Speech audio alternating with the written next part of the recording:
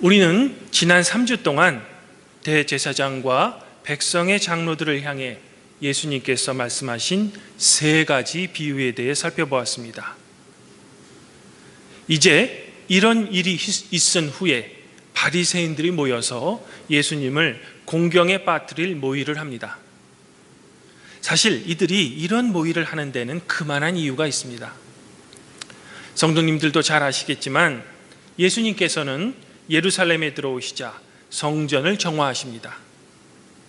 그리고 이런 일에 대해 대제사장과 장로들이 예수님께 몰려와서 도대체 당신은 무슨 권위로 그런 일을 하느냐고 예수님께 따졌습니다. 이런 공격에 대해 예수님께서는 즉답을 피하시고 오히려 이들에게 곤란한 질문으로 역공격하셨던 겁니다. 바로 세례 요한의 세례가 어디서부터 왔느냐라고 이들에게 질문하신 것입니다. 세례 요한의 세례가 하늘에서 왔다고 대답해도 문제는 발생하고 아니라고 대답해도 문제는 발생하는 소위 이러지도 저러지도 못하는 질문을 예수님께서는 그들을 향해 하신 것입니다. 이러한 이유로 대제사장과 장로들은 예수님께 우리들은 그것을 알지 못한다 라고 대답을 회피했던 것입니다. 그러다가 예수님께 3가지 비유로 질책과 경고를 받은 것입니다. 이처럼 당시 종교 지도층이었던 대제사장들이 예수님께 창피를 당하자 이제는 또 다른 사회 지도층인 바리새인들이 헤롯 당원들과 함께 예수님을 찾아와 예수님께 곤란할 질문을 던진 것입니다. 이는 수가 뻔히 보입니다. 당시 유다를 이끌었던 종교 지도층인 대제사장들에 대한 복수를 하면서 한편으로는 예수님을 로마 당국에 고발할 소위 건수를 찾기 위함입니다. 이렇게 예수님을 찾아온 헤롯 당원들은 예수님의 첫 번째 비유인 2 아들의 비유에서 예수님께서 그러나 너희 생각에는 어떠하냐라고 말씀을 시작한 것과 비슷하게 예수님께 이렇게 질문합니다. 그러면 당신의 생각에는 어떠한지 우리에게 이르소서. 그리고 그들이 던진 질문은 다음과 같습니다. 로마 황제인 가이사에게 세금을 바치는 것이 옳습니까? 아니면 옳지 않습니까? 사실 우리가 이런 질문이 예수님께서 왜 대답하기 곤란한지를 이해하려면 우리는 그 당시의 역사적 배경을 이해해야 합니다. 주후 6년에 로마 황제는 코퍼니우스라는 인물을 유다와 사마리아의 총독으로 임명했습니다. 그러자 이 코퍼니우스는 로마에 세금을 바치고자 유다와 사마리아 지역에 있는 주민들에게 주민세를 부여한 것입니다. 어린이와 노인을 제외하고 12세 또는 14세부터 65세까지의 주민이면 누구나 로마 황제에게 바치는 일종의 인두세였습니다. 그런데 이 주민세는 반드시 로마 은전인 데나리온으로 바쳐야 했습니다. 하지만 이런 주민세는 유다 사람들에게는 2가지 문제를 유발시킵니다. 첫째는 로마 황제에게 주민세를 바치는 그 행위 자체는 로마 황제를 자신들의 통치자로 인정하는 것입니다. 그러나 이것은 진정한 이스라엘의 왕인 하나님에 대한 그들의 신앙에 위배되는 행동입니다. 2번째는 데나리온 은화에는 황제의 흉상과 황제를 신격화하는 글이 새겨져 있습니다. 그러므로 유다 사람들이 이 은화를 소유하거나 그것을 사용한다는 것은 우상을 만들지 말라는 하나님의 계명을 어기게 되는 것입니다. 이러한 이유로 주후 6년에 갈릴리 지방에서는 이 주민세에 반대하는 운동이 일어나기도 했습니다. 이 운동으로 생긴 것이 바로 열혈당인 것입니다. 이런 역사적 배경을 갖고 있는 이러한 질문에 만일 예수님께서 가이사에게 세금을 바치는 것이 옳다라고 대답하시면 이는 예수님이 로마 정권에 빌붙어 있는 헤롯 당원과 한패가 되는 것으로 이스라엘 민중들에게 엄청난 지탄을 받게 될 것입니다. 그렇다고 바치지 말라라고 대답한다면 예수님께서는 로마의 법을 어긴 죄로 당장 로마인의 감옥에 갇히게 될 것입니다.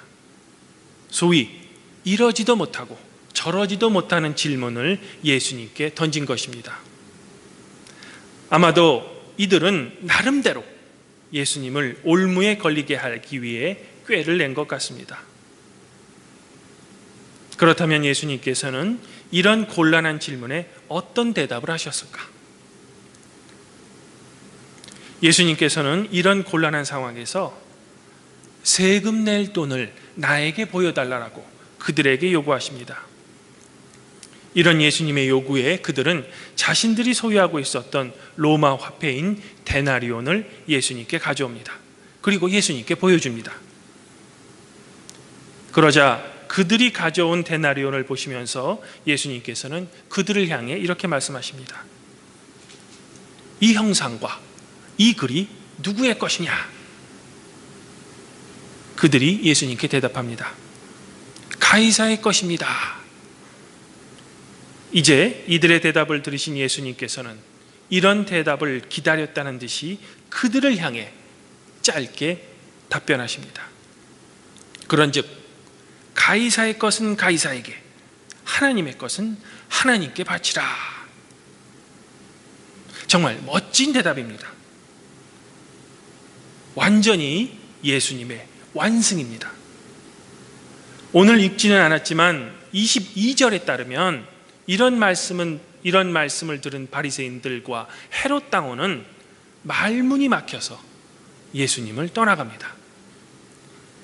왜냐하면 가이사의 것은 가이사에게, 하나님의 것은 하나님께 바치라는 예수님의 이 대답만으로는 그들이 원했던 예수를 올무에 걸리게 할 그들의 계획을 성공할 수 없기 때문입니다.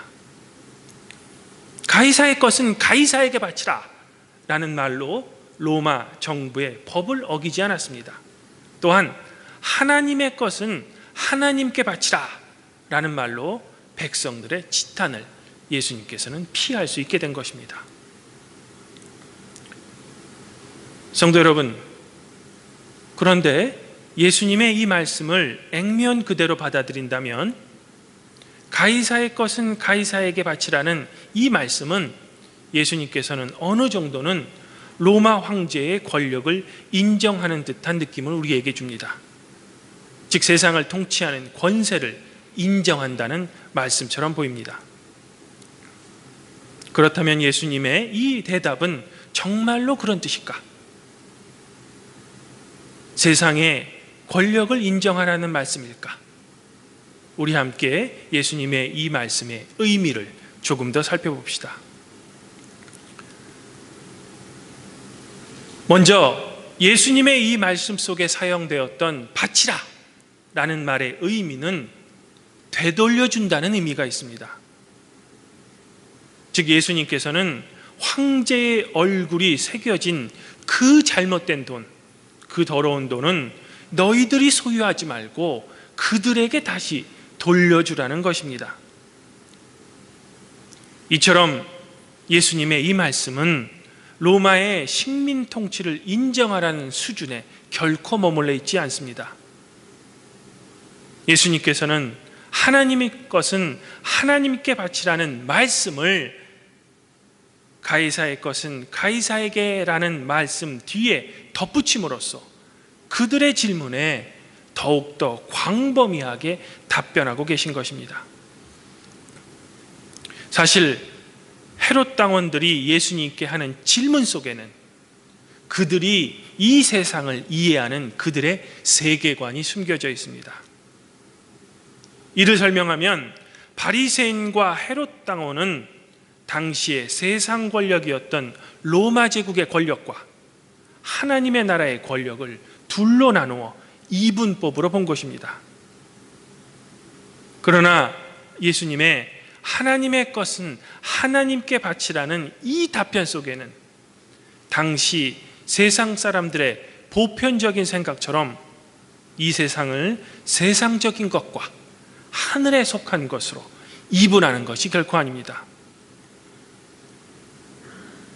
예수님의 이 대답은 세상을 둘로 나누어 생각하는 그들을 향해 하나님의 것은 도대체 무엇이냐?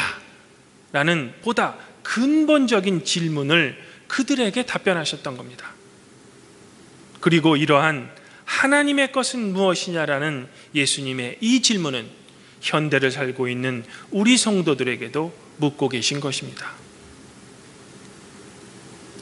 성도 여러분,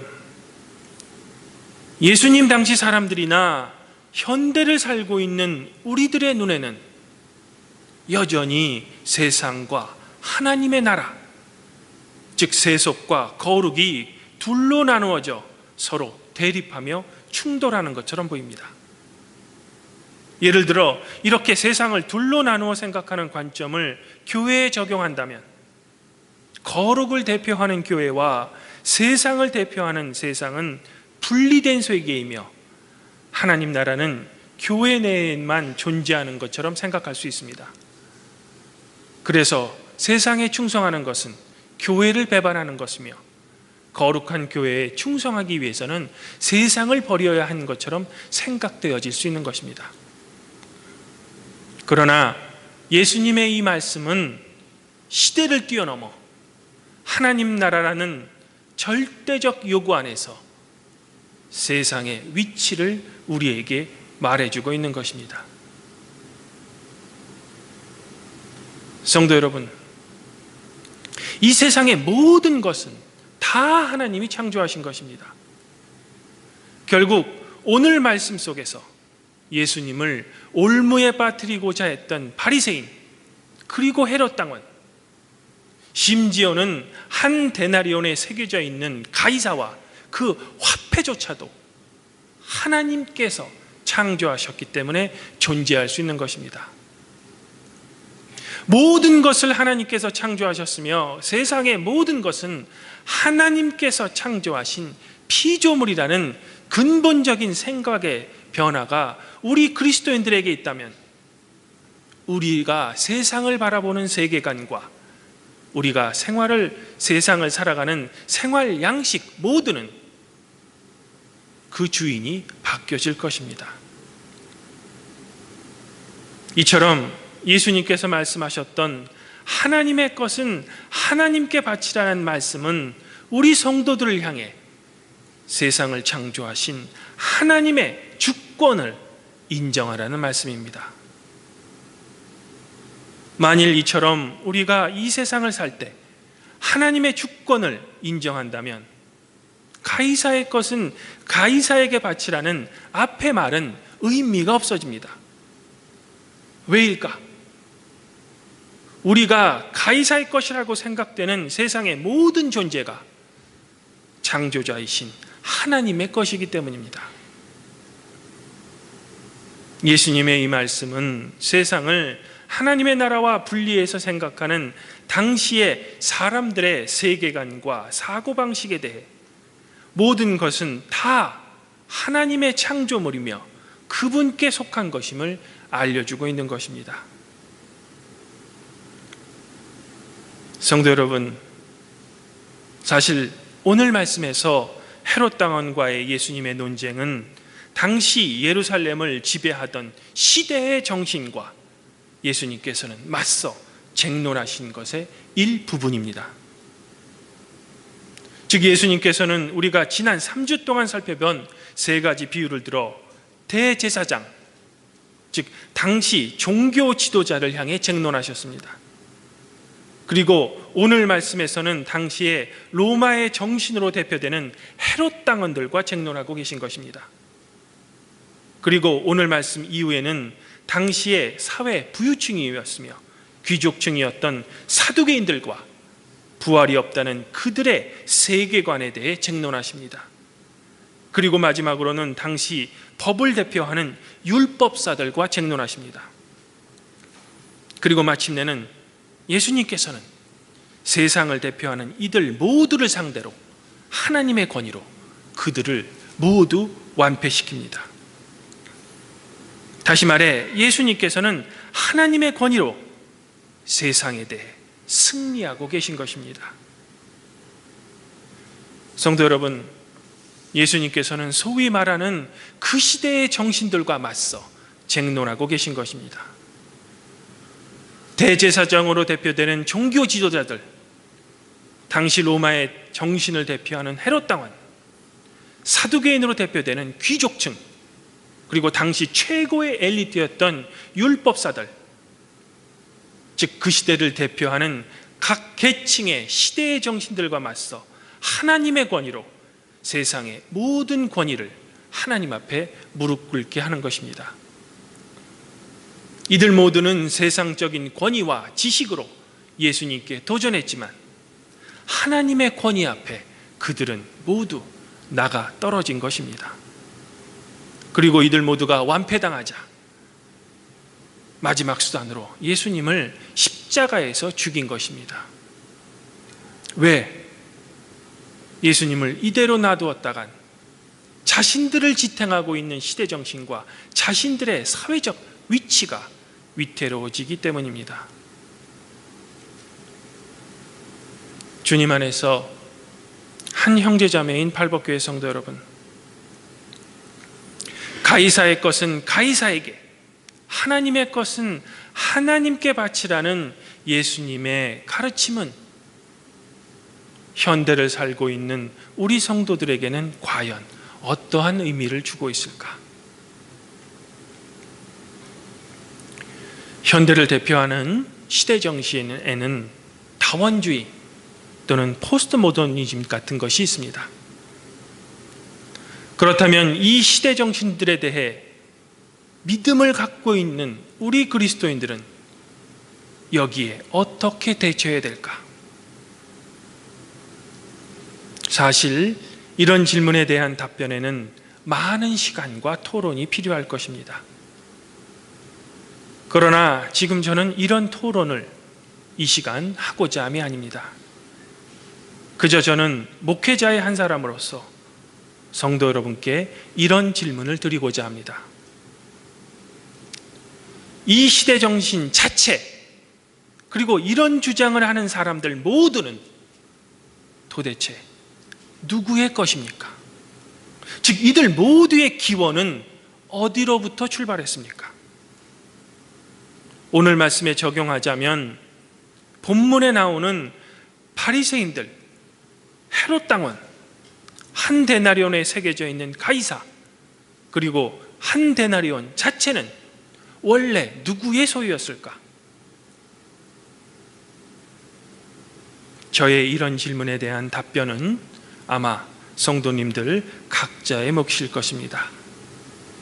저는 이 시간 다만 성도님들께 한 가지 질문을 이 질문에 대한 답을 성도님들에게 제시하기보다는 제가 평상시에 좋아했던 이현주 목사님의 글 한 편을 제가 약간 각색해서 소개하면서 저의 설교를 마칠까 합니다.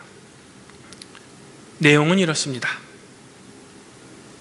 가이사의 것은 가이사에게, 하나님의 것은 하나님께 바치라는 말씀에 예수님한테서 말 트집을 잡던 자들이 입을 다무고 물러났습니다. 그런데 그들 가운데 정말 순진한 한 사람이 궁금해서 예수님께 이렇게 물었다는 것입니다. 선생님, 무엇이 가이사의 것이고 무엇이 하나님의 것입니까? 그러자 예수님께서 그 사람에게 이렇게 대답하셨습니다. 데나리온을 내게 보여라. 이 물건이 가이사의 것이냐 하나님의 것이냐? 예수님의 이런 질문에 그 순진한 사람은 대답을 못했습니다. 이에 대해 예수님께서 그에게 이렇게 말씀하십니다. 이것이 가이사의 것이냐 하나님의 것이냐를 결정짓는 것은 이 물건 자체가 아니라 바로 너 자신이다. 너의 눈에 가이사의 것으로 보이면 가이사의 것이요, 하나님의 것으로 보이면 하나님의 것이다. 이제 내가 너에게 묻겠다. 무엇이 가이사의 것이고 무엇이 하나님의 것이냐고 묻고 있는 너는 도대체 누구의 것이냐? 너의 주인에게 너를 돌려줘라. 사랑하는 성도 여러분, 제가 다시 한번 성도님들께 묻겠습니다. 팔복교회는 누구의 것이며 팔복교회를 구성하고 계신 바로 성도 여러분들은 도대체 누구의 것입니까? 절의 이런 질문에 대해 성도님들께서 각자의 대답에 따라 가이사의 것은 가이사에게, 하나님의 것은 하나님께 드리시기를 바랍니다. 아무쪼록 저의 이러한 질문에 예수님을 주님이라고 고백하시는 성도 여러분들은 바로 주님의 것입니다. 그리고 팔복교회 또한 주님의 거룩한 교회인 것입니다. 언제나 이 사실을 기억하시고 성도 여러분들을 주님께 돌려드리는 거룩한 삶을 이 세상 속에서 실천하시는 여러분이 되시기를 이 시간 축원드립니다. 그리하면 모든 지각에 뛰어나신 하나님의 평강이 그리스도 예수 안에서 성도 여러분들의 마음과 생각을 지켜주실 것입니다.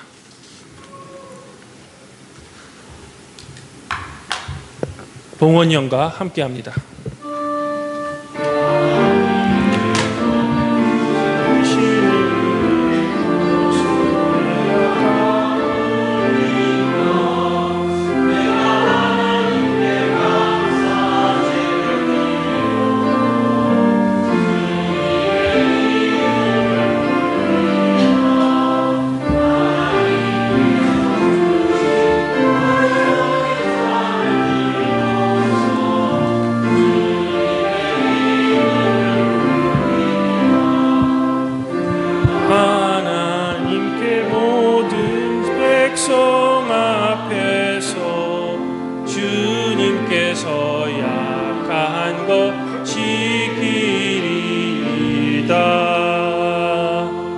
기도합니다. 자비하신 주 하나님, 오늘은 11월의 첫 주일입니다. 지난 10개월 동안의 생활을 저희들이 뒤돌아보게 하시고 반성할 것이 있으면 반성케 하시고 앞으로의 남은 2개월도 주님의 일에 더욱더 열심을 낼 수 있도록 주님께서 도와주시옵소서. 지난주 30일에 있었던 장학바자회가 주님의 인도 아래에 잘 끝났습니다. 이 장학바자회에 준비하고 수고한 성도님들에게 주님께서 잘했다, 칭찬이 있기를 이 시간 기도합니다. 또한 졸업을 위한 독주회를 준비하는 청년이 있습니다. 오랫동안 준비하며 기다렸던 졸업 독주회를 잘 마칠 수 있도록 주님께서 도와주시고 격려해 주시옵소서. 다음 주에는 2018년을 준비하는 선교회 총회를 계획하고 있사오니 이 선교회 총회에도 함께하여 주시옵소서. 주님, 지난 12년 동안 오르간 반주자로 봉사해 주신 장은실 집사님께서 이제 주님께서 허락하신 새로운 일에 도전하고자 1년 동안 베트남으로 가십니다. 집사님의 가는 발걸음, 그리고 베트남의 새로운 생활, 그리고 건강, 그리고 언젠가 다시 볼 그날까지 주님께서 인도하여 주시고 보호하여 주시옵소서. 집사님의 앞날 위에 주님의 보호함과 은혜가 함께하여 주시옵소서. 베트남에서의 신앙생활도 잘 할 수 있도록 주님께서 인도하여 주시옵소서.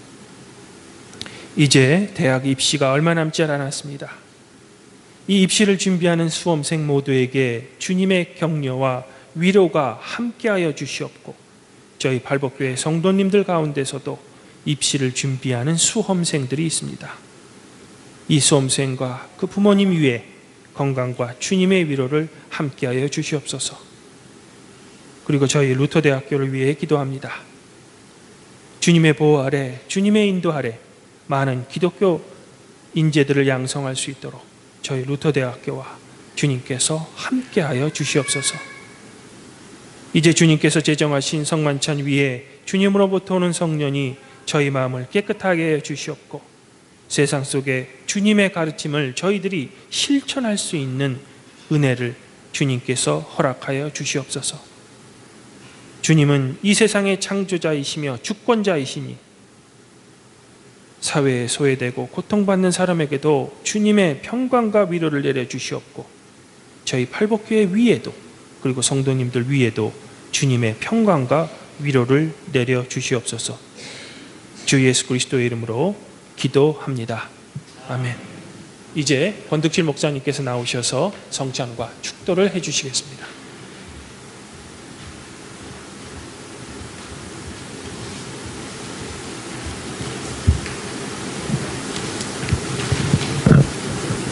네, 성찬 예식을 거행하겠습니다. 모두 자리에서 일어서 주시기 바랍니다. 주님께서 여러분과 함께 하시기를 바랍니다. 여러분의 마음을 주님께 드리기를 바랍니다. 우리 주 하나님께 감사드리세. 거룩하시고 전능하신 하나님, 우리가 주의 사랑하시는 아들 예수 그리스도의 이름으로 언제 어디서나 주께 감사함이 참으로 마땅하고 유익한 일입니다. 그러므로 우리는 천사들과 모든 하늘의 무리들과 함께 주의 영광을 찬미하며 노래하기를 거룩 거룩 전능의 주 하나님, 영광이 온 우리에 가득하나이다. 호산나 호산나 높은 곳에 호산나. 찬양 받으소서 주의 이름으로 오시는 이여. 호산나 호산나 높은 곳에 호산나. 하늘과 땅의 주인이신 하나님, 하나님께 영광을 돌리나이다. 하나님은 이 세상을 사랑하셔서 외아들을 보내시고 그를 믿는 자는 누구든지 멸망하지 않고 영생을 얻게 하셨나이다. 예수 그리스도를 통해 우리에게 구원을 예비해 주신 하나님께 감사드리나이다. 이제 성령을 우리의 마음속에 보내주셔서 거룩한 성찬 가운데 오시는 주님을 살아있는 믿음으로 영접할 수 있게 하옵소서. 우리 주 예수님께서 잡히시던 날 밤에 떡을 가지사 축사하시고 떼어 제자들에게 주시며 받아 먹으라. 이것은 너희를 위하여 준 내 몸이라. 이것을 행하여 나를 기념하라 하셨습니다. 저녁 잡수실 때 이와 같이 또 잔을 가지사 축사하시고 제자들에게 주시며 너희가 다 이것을 마시라. 이것은 너희 죄를 사하기 위하여 흘린 내 피로 세운 새 언약의 잔이라. 이것을 행하여 마실 때마다